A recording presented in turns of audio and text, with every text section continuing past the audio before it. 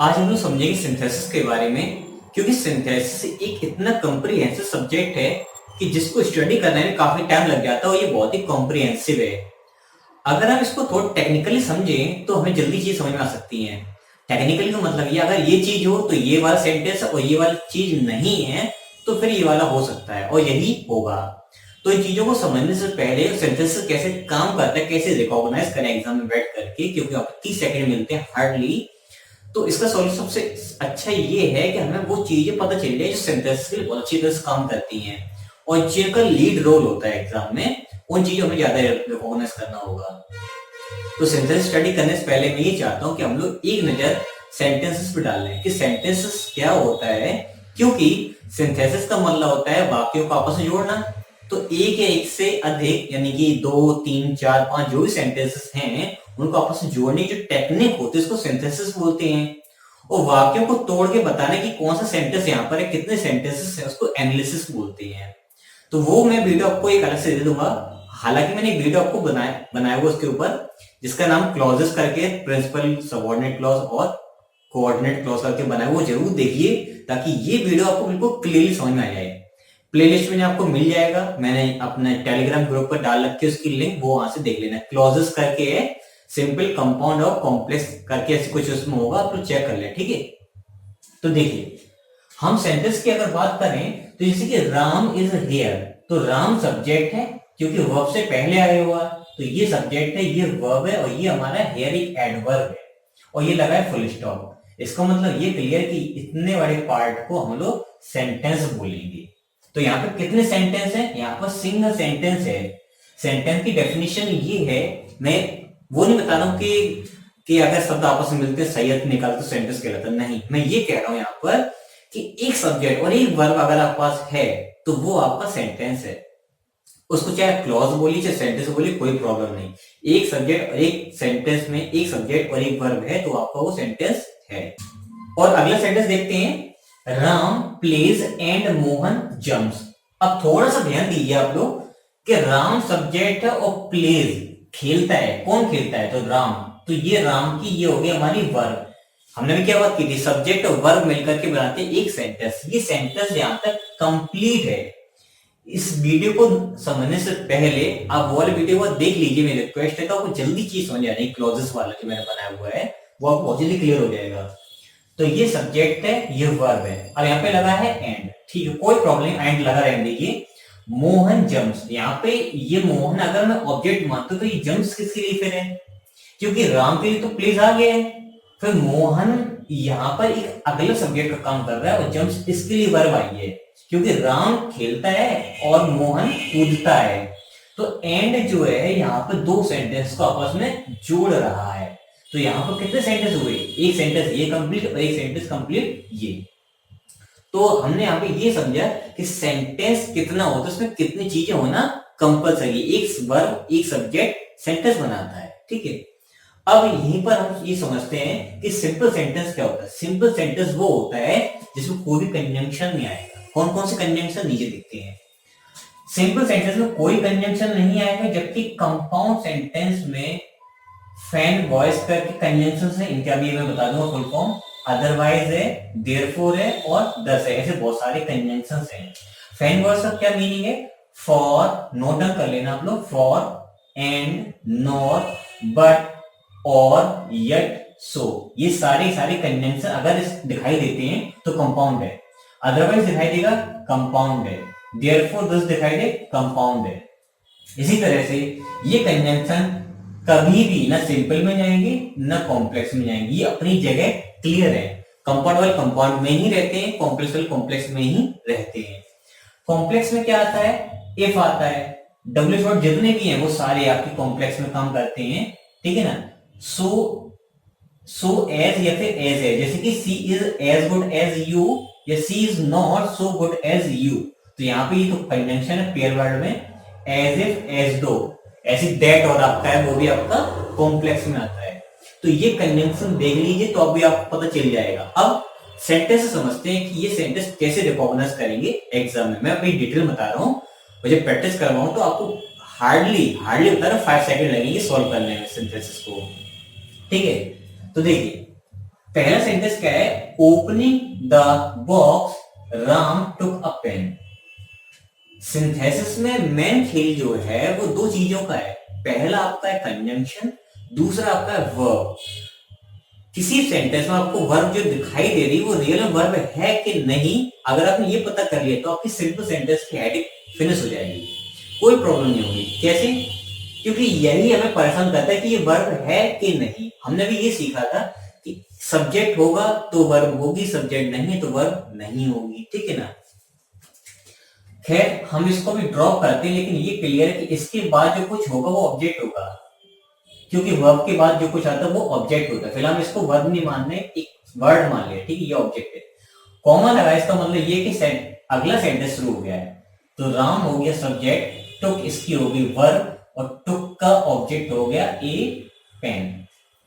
इसका मतलब ये है कि टुक जो वर्ब है उसका सब्जेक्ट राम है, लेकिन ओपनिंग का कोई भी सब्जेक्ट नहीं है। पहली पहचानने का तरीका।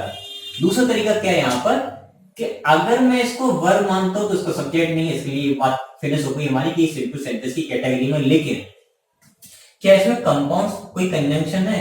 जी यहां तक कोई भी नहीं है। क्या इसमें कोई कॉम्प्लेक्स कंजंक्शन है? जी नहीं, इसमें कोई नहीं। इसका मतलब कौन सा सेंटेंस हुआ हमारा? ये सिंपल सेंटेंस हुआ। ये है टेक्निक। अगला देखते हैं, it being Sunday we went there. देखिए हम इसको अगर ड्रॉप कर दे तो यहां से ध्यान दे तो ये वी सब्जेक्ट है, वेंट वर्ब है, और देयर हमारा अदर वर्ड है, ये ऑब्जेक्ट नहीं अदर वर्ड है, ठीक है ना। ऑब्जेक्ट कौन होता है? नाउन होता है या प्रोनाउन होता है, और ये बता दो आपको डिटेल बाद में। तो ये हमारे एक क्लॉज कंप्लीट हो, एक सेंटेंस पूरा हुआ। इट को अगर सब्जेक्ट मान लें और बीइंग को अगर मैं वर्ब मान लूं, संडे को ऑब्जेक्ट मान लूं जो कि है, तो बीइंग जो है आपको पता होगा किसी सेंटेंस में अकेला नहीं आती, पैसिव वॉइस में आता है, ठीक है ना। जैसे कि अगर मैं इट की जगह ओपनिंग लिख दूं, अब थोड़ा आपको समझ में आ रहा होगा। मैं कहूं इट ओपनिंग संडे, तो आप ये कहो ओपनिंग के पहले कोई ना कोई ऐसी वर्ब चाहिए, हेल्पिंग वर्ब, जो यहाँ पे ओपनिंग के लिए हेल्प कर, जैसे कि is, am, are, was, were, will have, been, shall have been, है ना, हैज बीन, हैड बीन, कुछ ना कुछ ऐसा हो जो आईएनजी फॉर्म लाता है साथ में। ऐसे यहाँ पे कोई भी वर्ब नहीं है, इसका मतलब ये है कि सिंपल सेंटेंस लग रहा है। चलिए और थोड़ा क्लियर कर लेते हैं। तो यहाँ पर ये वर्ब नहीं है, ठीक है ना। अब क्या इनमें से कोई कंजंक्शन है? इसमें ध्यान दे तो इसमें कोई भी कंजंक्शन नहीं है, इसलिए ये सेंटेंस हमारा हो गया सिंपल। तो पहला सेंटेंस कौन सा? वो सिंपल सेंटेंस। दूसरा सेंटेंस भी हमारा हुआ सिंपल सेंटेंस, ठीक है। अब अगला देखते हैं, I bought this house for 20 lakhs। अब देखिए अगर आप ध्यान दो तो ये सब्जेक्ट है, ये वर्ब है, और इस वर्ब का दिस हाउस हो गया हमारा पूरा ऑब्जेक्ट। अब फॉर पे अगर निगाहें डालें, अगर नजर डालें, तो फॉर मैंने यहाँ पर रखा फैन वॉइस में फॉर एंड कर, ठीक है। तो फॉर यहाँ पर है, फॉर यहाँ पर भी है, लेकिन मैंने ये कहा था कि कंजंक्शन के अलावा हमें ये भी देखना है कि वहां पर सब्जेक्ट और वर्ब कितनी है। दो सब्जेक्ट और दो वर्ब हैं, यानी कि दो से ज्यादा, यानी कि एक से ज्यादा सब्जेक्ट एक से ज्यादा वर्ब अगर हैं दोनों के पास, एक सब्जेक्ट एक वर्ब, एक सब्जेक्ट एक वर्ब, इस कॉम्बिनेशन अगर हैं तो वो कंपाउंड और कॉम्प्लेक्स हो सकते हैं। लेकिन सिंपल में एक सब्जेक्ट एक वर्ब होना कंपलसरी, बाकी के वर्ब और सब्जेक्ट नहीं होने चाहिए। तो यहाँ पर फॉर को अगर मैं कंजंक्शन मान लेता हूं तो मुझे एक सब्जेक्ट एक वर्ब की जरूरत और है। तो यहाँ पे 20 लाख पर सेंटेंस फिनिश हो चुका, यहाँ पे लगा है फुल स्टॉप। इसका मतलब ये यहाँ पर प्रेपोजिशन है, ना कि कंजंक्शन। तो इस प्रेपोजिशन का रहा ही हमारा ऑब्जेक्ट, क्योंकि वाक्य में सेंटेंस में कुछ चीजों को जोड़ने के लिए वर्ब चाहिए होती, वर्ब ने जोड़ा ऑब्जेक्ट, प्रेपोजिशन ने भी जोड़ा अगला ऑब्जेक्ट, कंजंक्शन जोड़ता अगले सेंटेंस को। तो यहाँ पर ये क्लियर हुआ कि ये प्रेपोजिशन है, ना कि हमारा कोई ऑब्जेक्ट, सॉरी वो कंजंक्शन।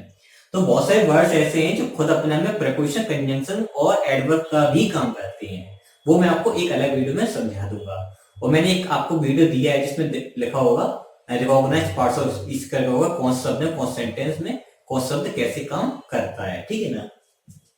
फिर से देखते हैं अगला सेंटेंस। ये वाला सेंटेंस हमारा हो गया सिंपल, ये भी सिंपल सेंटेंस है, भले यहाँ पर फॉर लिखा हो कोई प्रॉब्लम नहीं, क्योंकि अगली क्लॉज यहाँ पर नहीं है। आई सब्जेक्ट है, कुड नॉट कम, ये पूरा पूरा एक वर्ब है यहाँ पर, मॉडल वर्ब और मेन वर्ब है। फॉर आया है, प्रेपोजिशन भी हो सकता है और कंजंक्शन भी हो सकता है, क्योंकि फॉर एक कंपाउंड हो सकता है यहाँ पर, या तो ये सेंटेंस कंपाउंड होगा या सिंपल होगा, ठीक है ना। अब आगे चेक करते हैं। इट हमारा फिर वॉज है और डार्क है, तो वॉज हमारा वर्ब है, इट हमारा सब्जेक्ट है। तो ये क्लॉज कंप्लीट हो गई, एक क्लॉज ही कंप्लीट हो गई, मतलब एक सब्जेक्ट का एक वर्ब, अगले सब्जेक्ट का अगला वर्ब। तो दो सब्जेक्ट और दो वर्ब है, बीच में कंजंक्शन कौन है? फॉर। फॉर कौन सा कंजंक्शन है? कंपाउंड। तो सेंटेंस कौन सा हो गया हमारा? कंपाउंड। तो ये सेंटेंस हमारा कौन सा हो गया? कंपाउंड। ऐसे अगला देखते सेंटेंस। सी सब्जेक्ट है, कैन डू हमारा एक वर्ब है, और डन फिर से आया, बीच में एंड है, और दिस वर्क। अब थोड़ा सा ये ध्यान दीजिए, इस सेंटेंस में एक कॉमन एरर भी है, मैंने बनाई जानबूझ करके, कि देखिए सी सब्जेक्ट हो गया, कैन अपने साथ में वर्ब लाया, कैन अपने साथ में वर्ब लाया, कैन के साथ फर्स्ट फॉर्म ही आती है, तो यहां तक सेंटेंस कंप्लीट है। हमने क्या डेफिनेशन सीखी थी? एक सब्जेक्ट एक वर्ब हो तो सेंटेंस कंप्लीट होता है। यहां तक बात पूरी फिनिश हो चुकी, फुल स्टॉप लगा दो तो भी कोई प्रॉब्लम नहीं, सेंटेंस सही है, ठीक है ना। लेकिन यहाँ पर एंड लगा है, कोई बात नहीं, डन आया। डन होता हमारा थर्ड फॉर्म। थर्ड फॉर्म का मतलब ये है कि हैज, हैव, हैड, या कोई भी ऐसा सेंटेंस जो पैसिव वॉइस में हो, वो यहाँ पे थर्ड फॉर्म लाता है। तो यहाँ पे जरूरत किसकी है? हैज की। क्यों? क्योंकि हैज जो आया वो सी के अकॉर्डिंग है। आज तो देखिए, सी कैन डू, वह कर सकती है, एंड हैज डन, और कर भी चुकी है, दिस वर्क, यह कार्य कर भी चुकी है, तो वही कर सकती है, उसने किया भी है। तो यहाँ पर सी सिंगुलर, इसलिए यहाँ पर हैज की जरूरत है। तो यहाँ पर आपको एक बात समझ आ गई होगी, कॉमन एरर भी है। ऐसे पीजीटी में सेंटेंस यहाँ पर आया था, सो पीरियड 2 के लिए यहाँ पे 2 का प्रॉब्लम था, आगे देर लगा हुआ था, वो अब देख लें, पीजीटी पेपर आ चुका क्वेश्चन। तो पहली प्रॉब्लम यहाँ पर ये थी। अब बात कर सिंथेसिस की, तो यहाँ पर आप ये सोच रहे हो कि वर्ब तो दो हो गई, चलो मैंने माना दो वर्ब हैं, वर्ब दो है भी, बट यहाँ पे सब्जेक्ट कम है। कॉमन सेंस का ध्यान दें थोड़ा सा, तो सी सब्जेक्ट में, सेंटेंस में यही सब्जेक्ट है जो दो चीजें कर रही हैं, एक तो कर सकती है और कर भी चुकी है। तो यहाँ पर सी को दोबारा रिपीट नहीं करें, इसलिए सी यहाँ पर हिडन है। कुछ सेंटेंस ऐसे सही बनेगा, she can do and she has done this work. तो यहाँ पे सी को दोबारा रिपीट नहीं करेंगे, इसलिए सी मैंने यहाँ पर दोबारा नहीं लिखा। तो सेंटेंस आपका करेक्ट क्या है? She can do and has done this work, और एंड यहाँ पर आया है जो कि दो सेंटेंस को अपन जोड़ रहा है, इसलिए सेंटेंस हमारा हो गया कंपाउंड, क्योंकि एंड जो है वो केवल कंपाउंड के सेंटेंस में आता है। लास्ट सेंटेंस देखते हैं, study this if you want. Study verb से शुरू हुआ है, सेंटेंस यहाँ पर भी वर्ब से ही शुरू हुआ था। अब आपके माइंड में ये आ रहा कि वर्ब है कि नहीं, तो ध्यान दीजिए, दिस यहाँ पर इस वर्ब का है ऑब्जेक्ट, ठीक है ना।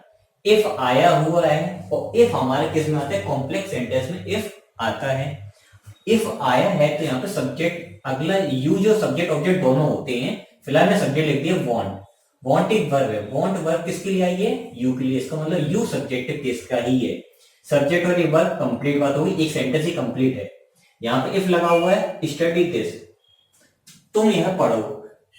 जो आपका इंपरेटिव सेंटेंस होता है उसमें यू साइलेंट होता है, तो यहाँ पर सब्जेक्ट जो साइलेंट है, और हमेशा आपका इंपरेटिव सेंटेंस वर्ब की फर्स्ट फॉर्म से ही शुरू होता है, यहाँ पे स्टडी फर्स्ट फॉर्म ही है। इसका मतलब ऐसे यहाँ पर सी साइलेंट था, ऐसे यहाँ पर यू साइलेंट है, इसका मतलब यू यहाँ पे मान लिया गया है, तो ये सब्जेक्ट, ये वर्ब है, और ये इसका ऑब्जेक्ट है। एक सेंटेंस और दो सेंटेंस, दो सेंटेंस बीच में इफ लगा हुआ है, और इफ कहां पर आता है? कॉम्प्लेक्स में आता है, इसलिए ये सेंटेंस आपका कॉम्प्लेक्स हुआ। तो इस तरह से हमने आज ये सीखा कि कॉम्प्लेक्स, कंपाउंड या सिंपल सेंटेंस कैसे पहचानते हैं, और टेक्निकल तरीके से कैसे हमें एग्जाम में सॉल्व करना है। अगली वीडियो में आपको ये बताऊंगा कि इनमें और वैरायटी कैसे कैसे होती हैं, उनको और जल्दी कैसे रिकॉग्नाइज करें, और साथ ही साथ एक्सरसाइज भी करूंगा जिसमें आपको यही पता चलेगा कि सिंपल से कंपाउंड कैसे बनता है, कंपाउंड से सिंपल कैसे बनता है, या फिर आपका कॉम्प्लेक्स कैसे, इंटरचेंज कैसे करते हैं जल्दी से, वो आपको टेक्निक बताऊंगा। तब तक आप लोग जुड़े रहिए।